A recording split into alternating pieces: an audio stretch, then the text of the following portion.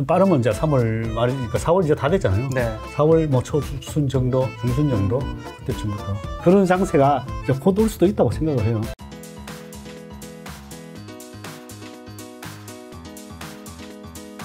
오늘 주제는 바로 슈퍼개미의 시장 전망 편입니다. 자, 현재 좀 주식시장 리뷰 및 좀 전망 좀 한번 슈퍼개미 생각이 궁금합니다. 시장 전망 제일 어려운 건데 이거. 요즘 시장이 좀 많이 하락해서 여러분들 참 많이 힘드시죠? 그래서 제가 예전에 내가 신사임당 때 1440포인트 찍었을 때 제가 나갔을 때 이 옷을 입고 나갔습니다. 그때 내가 왜 이 옷을 입고 나갔냐면 이게 보면은 환하게 웃고 있잖아요. 네네. 이게 웃으면 또 복이 따라온다. 네. 그리고 또 위에 빨간 모자를 쓴 거는 자, 여러분들 이제 상승장이니까 상승하자는 기원하는 뜻에서 상한가 맞자. 빨갛게 상한가 맞자는 기원하고 웃고 상한가 맞고 웃자는 뜻에서 이를 입고 나왔습니다. 그래서 앞으로 시장이 좀 상승하기를 기대하면서 이 옷을 입고 나왔습니다. 그렇죠. 실제로 그 지난번 그 김작가 TV에서 이제 촬영하실 때가 지난번이 두 번째고 오늘이 이제 세 번째 촬영인데 지난번 두 번째 촬영인데 2020년 12월 14일이었어요. 그때 코스피 2762였거든요. 그때 하신 말씀이 시장 전망 코스피 3,000원 넘어가지 않을까 생각하고 있습니다라고 하셨는데 실제로 2021년 1월 11일 장중 최고가는 이제 3,266까지 이게 3,000원이 넘는다라는 전망을 일단 맞추신 거죠. 그래서 현재의 상황에 대한 리뷰와 좀 전망해 주시면 더 좀 와닿을 것 같은데.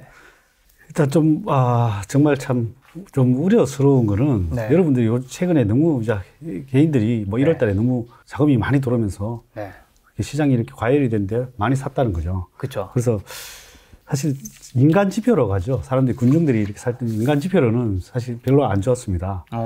그래서 혹시 피터 린치의 칵테일 이론 들어보신 적 있습니까? 공부해 보신 적? 그래서 그 보면은 1단계에서는 보면 이 펀드 매니저가 이 칵테일 파티에 가면 유명인사들이 이렇게 올 거 아니에요. 오면은 거기에서 보면 펀드 매니저가 나타나면 오히려 위로하고 펀드 매니저 주변에 사람들이 하나도 안 모여요. 두 번째 2단계가 되면은 이제 조금은 이제 관심을 가지는데 뭐 얘기하다가 오히려 치과 의사나 이런 데 모여가지고 이제 얘기를 하고 그래요. 2단계라는 건 주식시장이 좀 상승했다는 거죠? 조금 상승하고 있는데 막 뭐 하는 측면인데 그게 1파 상승 내리라고 보면 됩니다. 대부분. 이제 그러고 나서 다시 이제 3파 상승 내릴 구간이 되면은 이제 펀드 매니저한테 사람들이 막 몰리기 시작합니다. 지금 유튜브가 다 그렇잖아요. 지금 보면 온 펀드 매니저들이나 뭐 전문가들한테 사람들이 막 너무 많이 보고 막 묻고 어떤 종목 가야 되냐 묻고 이러고 있잖아요. 지금이 아마 그 구간이 아닐까 싶어요. 왜냐면 모두 이렇게 막 묻고 어떤 종목이 어떠냐, 어떤 종목이 좋냐, 어떤 섹터가 좋냐 이런 것들 묻고 있으니까 저도 이렇게 막 출연해서 나오고 이런 거 보면 3단계인가 아닌가 싶고요. 4단계가 가면은 어떤 현상이 벌어지냐면 주식을 이제 일반인들이 전문가들이 많이 생겨요. 오히려 반대로 내한테 가르치려더니 펀드 매니저한테 주식을 가르치려. 이 종목. 슈퍼게임 배진환 대표님한테 이제 김 작가가 알려주고, 주식 그렇게 한 거 아니라고. 야, 너 이렇게 해서 이 종목을 사서 벌었으니까 당신도 이 종목 사봐. 뭐 이렇게 이제 그런 전문가들이 많이 생겨나요. 그 시장이 벌어준 건데 자기가 잘해서 벌어든 걸 아는 거죠. 그래서 사실은 진짜 고수는 시장이 이제 하락할 때 이제 나타나는 거죠. 그래서 이제 그 시장이 벌어진 줄 모르고 이제 전문가 행세를 하는 거죠. 이제 그런 장세가 이제 곧 올 수도 있다고 생각을 해요. 이제 지금 이제 많이 배우고 이제 내가 잘했으니까 돈 벌어서 이제 뭐 그 구간이 이제 나타나면 이제 좀 위험 관리를 해야 되겠죠. 근데 뭐 지금 어떻게 보시는 것 같아요? 이제 그런 단계가 올 수도 있다고 보는 거죠. 머지않았다고 볼 수 있습니다. 그래서, 왜냐하면 이제 3단계 구간이니까. 뭐 주변에 내가 또 오늘 직원들한테 그렇게, 야, 이런 사람 본 적이 있어. 본 사람도 있다 그러더라고. 모르는 사람이 전문가 행세하는 경우가. 제 주변에 조금 간혹 있는 것 같아요. 간혹 있는데 이제 그런 사람들이 많이 생기면. 그래서 옛날에 존 F 케네디 대통령 아시죠? 네네, 알죠. 이렇게 암살 당하신. 아버지가 원래 엄청난 투자가였어요. 맞아. 엄청난 투자가였는데, 그 당시 이제 1929년도였나? 그 당시에 아마 대공황이 오기 전이에요. 월가의 앞에서 이제 구두를 닦고 있는데 구두 닦인 소년이 구두 닦으면서 자기 주식 자랑을 하면서 오히려 이 사람한테 주식을 추천하더라는 거죠. 그래서 그 다음날 바로 시장 객장에서 시장은 주식을 다 팔고 그 후로 대공황이 왔다고 합니다. 하여튼 뭐 그런 부분에서는 상당히 우려스러운 부분은 이제 없지 않아 있습니다. 그래서 이제 좀 지금 막 이렇게 동학개미라고 해야 되지 개인들이 너무 많이 샀는데 그래서 뭐 너도나도 이제 전문가 행세를 할 때는 조심해야 되나 이제 그러나 이렇게 뒤로 곰곰이 이렇게 명상을 해서 생각을 해보면 과연 이게 끝일까? 인간 지표로는 조금 좀 과열인 부분이 있다. 끝일까 한번 생각을 해보니까 아직 희망이 있다. 그게 뭐냐? 어떤 희망이? 이제 보면 포스트 코로나 시대가 이제 오는 거잖아요. 그렇죠, 백신도 그렇죠. 맞고 네. 이제 치료제도 나오고 그러면은 이제 모든 사람들이 이제 밖으로 다 뛰쳐나올 거 아니에요. 물론 뭐 지금도 1차 소비 장세로 벌써 1차 상승률이 제가 맨날 실적 장세라고 했잖아요. 네. 3파 구간이. 근데 실적 장세는 저는 이제 나왔다고 봐요. 네. 좀 이따가 차표를 보여드리면서 말씀드릴 건데 3파 구간이 아쉽게 끝나면서 4파 지금 조정 구간에 들어갔다고 봐야죠. 네. 난 더 지속되기를 바랬는데 그러면 이제 실적이 이미 반영이 되면서 벌써 1분기든 2분기든 작년부터 실적이 좋아지면서 벌써 나왔다고 봐야 되는 거예요. 네. 선반영이 됐다고 보고. 그러나 이제 이러면 끝났는가? 이렇게 생각을 해봤을 때 이제 포스트 코로나가 오고 그러면 포스트 코로나가 오면 어떻게 되냐? 뭐 여러 가지 뭐 영화관도 갈 것이고 저기 뭐 여행도 할 것이고 그렇죠. 또 상점이나 이렇게 문 닫았던 데도 열 것이고 그러면 모든 고용이 막 창출될 거 아니에요. 그럼 고용이 된 사람들이 쓰는 장세가 온단 말이에요. 그게 이제 5파동 구간에서 나오는 구간인데 이제는 5파동 구간을 이제 희망할 수 있겠다. 네. 이제 그렇게 보고 있고요. 그게 이제 일단 파동으로 한번 보면은 네. 차트를 한번 보여드릴게요.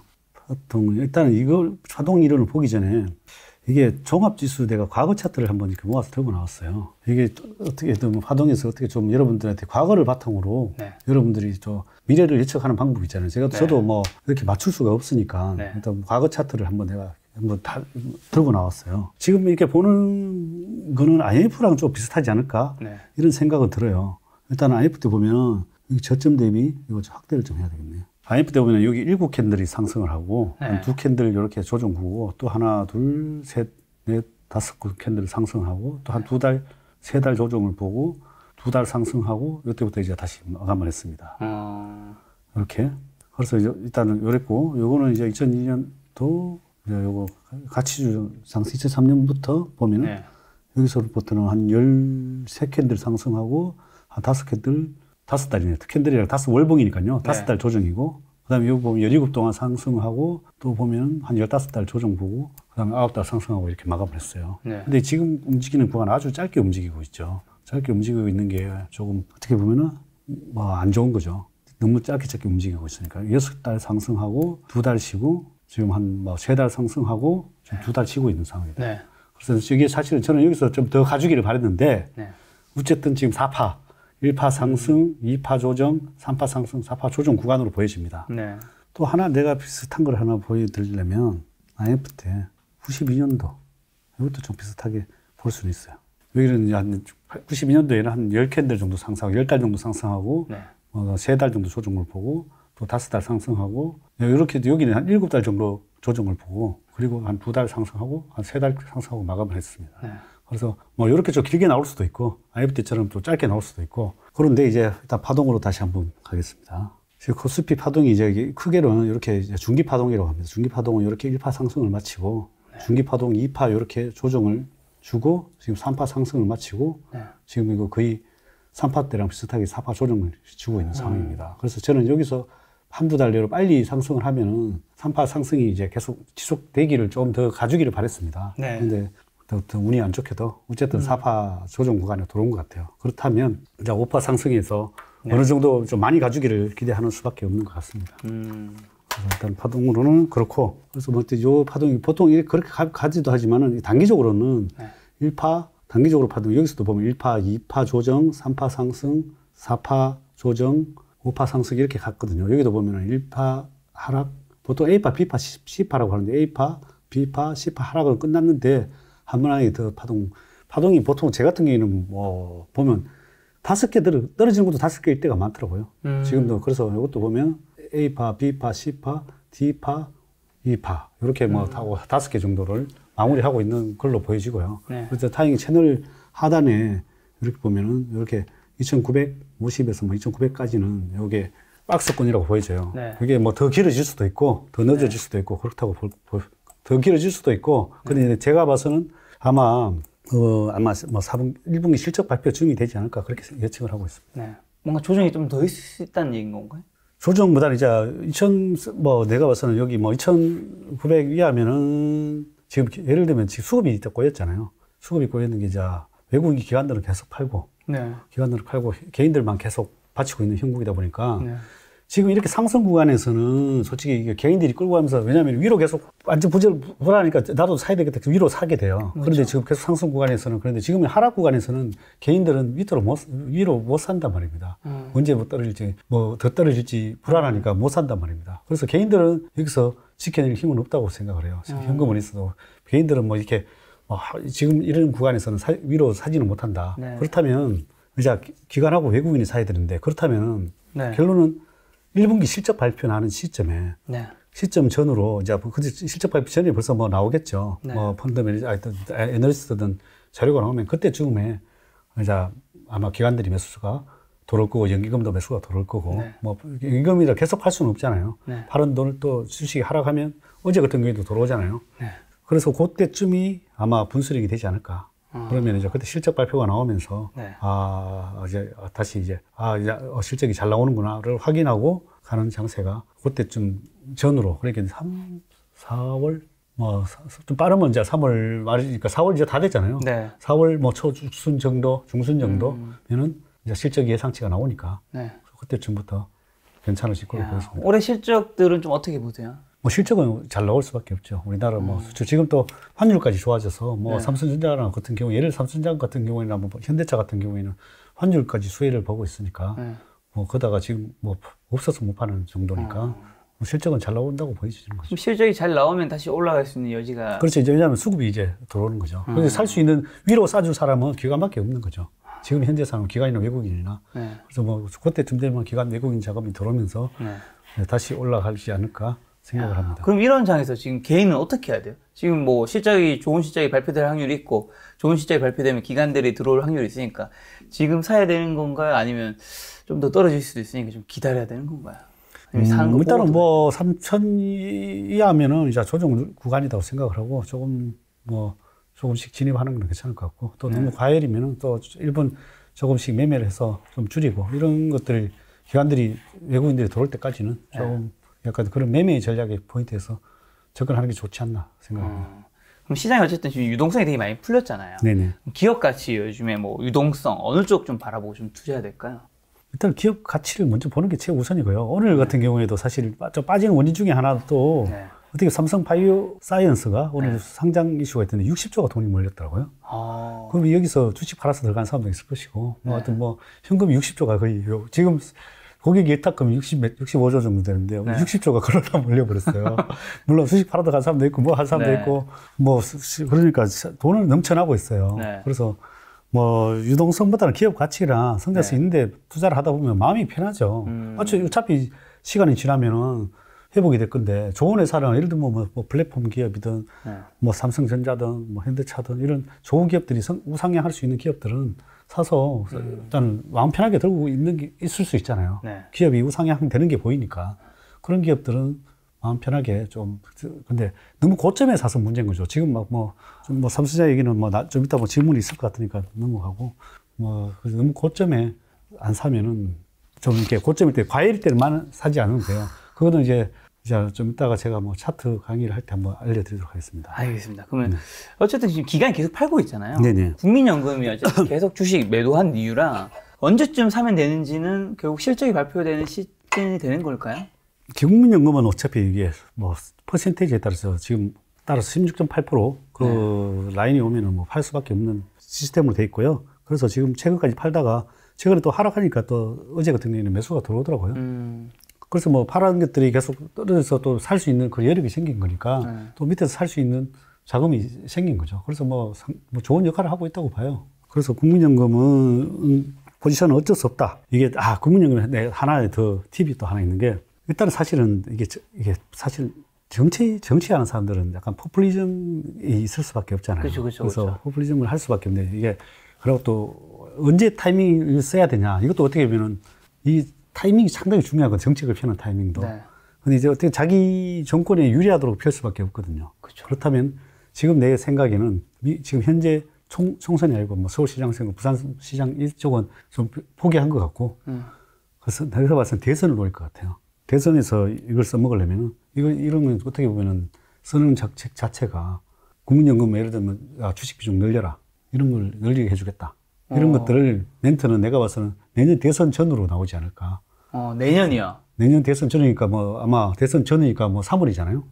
그러니까 뭐 그 전에 뭐 12월부터 3월 사이에 이런 정책들을 펼 수 있지 않을까. 야, 그런 코멘트 나올 수도 있겠네요. 그래서 그 정책을 지금은 이걸 히든카드니까 쓸 이유가 없죠. 그래서 여기 국민연금의 포지션을 늘릴 수 있는 상황은 아닌 것 같아요. 그래서 그거는 그런 희망은 포기하시는 게 좋을 것 같고. 지금은 포기하고. 네, 근데 나중에 뭐 하반기에 그런 멘트, 코멘트 하나 나오면 당연히 주식시장은 어쨌든 그 시즌에는 오르겠네요. 뭐가 시장이 하락장에 나오든 뭐가 나오든 그 당시에는 이제 왜냐하면 하락장에 나오든 그 정책을 펼 가능성이 저는 있다고 봅니다. 야, 충분히 나올 수도 있는 멘트 같기도 한데요, 저는. 네네. 그래서 지금은 아닌 것 같아요. 자, 얼마 전에 또 미국에서는 2100조 경기 부양안이 상원 통과를 했었죠. 이거 글로벌 경제에 좀 어떤 영향이 미치는지. 이게 뭐 무조건 좋은 건가요? 돈을 푸는 거니까? 뭐 어쨌든 긍정적으로 봐야죠. 돈이 풀리니까. 돈이 풀리는 거는 그만큼 아직까지도 경기 회복에 대해서 간절히 바라고 있는 거잖아요. 그래서 돈을 풀어서 그 돈이 결국은 뭐 시장에 쓰이는 거고, 어쨌든 미국 같은 경우에도 고용 지표가 개선이 되고 있고, 그래서 그런 걸 봐서는 뭐가 되지 2차 실적 장세가 지금 1차 실적 장세는 벌써 나는 반영이 됐다고 보고 그 실적 장세가 나올 수 있다고 보거든요. 일단 돈이 이렇게 이런 상황에서 더 푸는 거는 훨씬 어떻게 시장에는 아주 긍정적으로 봐야 되죠. 그래서 뭐 그 돈이 꼭 내가 봐서는 미국 자금에도 흘러 들어갈 수 있지만은 뭐 해외로도 충분히 빠져나갈 수 있다고 봅니다. 신흥국으로도 충분히 돈이 들어올 수 있다고 생각합니다. 사실 어제 미국장이 굉장히 폭등했잖아요. 그렇죠. 어제는 왜 폭등했던 거예요? 연준에서 대응이 사실은 지금 무대응을 하고 있잖아요. 근데 사실은 이게 원래 금리가 많이 인상이 되면 원래 뭐 오퍼레이션 트위스트라고 이제 단기 채권을 팔아서 장기 채권을 사주는 그런 전략을 쓰거든요.